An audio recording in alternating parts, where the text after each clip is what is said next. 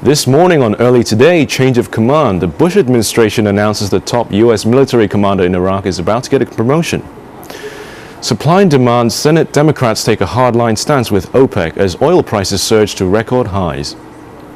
And deadly rampage. An elephant charges through a temple in southern India, killing 3 people. This is Early Today for Thursday, April 24th, 2008.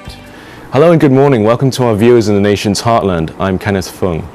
Today we begin with a change of command in Iraq. President Bush is promoting his top Iraq commander, Army General David Petraeus, and replacing him with the general's recent deputy, making sure to keep the U.S. on its war course and making sure to hand the next president a pair of commanders who have relentlessly defended Bush's strategies. NBC's Jim Michalowski has more. Hailed as the architect of the surge strategy that brought down the level of violence in Iraq, General David Petraeus would take over Central Command and oversee the wars in both Iraq and Afghanistan. And I don't know anybody in the United States military better qualified to lead that effort. Lieutenant General Ray Odierno, who left the number 2 slot in Iraq only 2 months ago, would now head back to Iraq to replace Petraeus as the top U.S. military commander. Keeping Petraeus and Odierno at the top levels of command ensures a stay-the-course strategy for Iraq. By staying with a proven team, I think you maximize the likelihood that the war is going to be waged the way the president wants it waged. If Congress approves their nominations, Petraeus and Odierno would be in their new jobs by September. Jim Michalowski, NBC News, The Pentagon.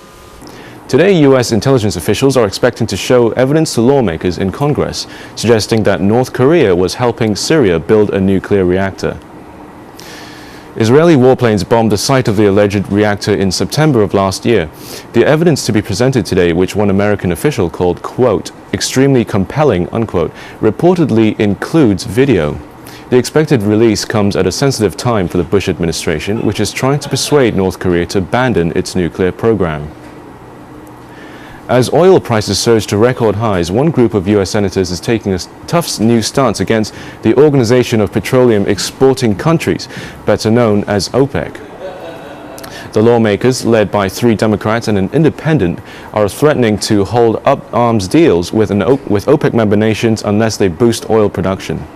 Just this weekend, Saudi Arabia, the world's largest oil exporter, said it had no plans to increase output.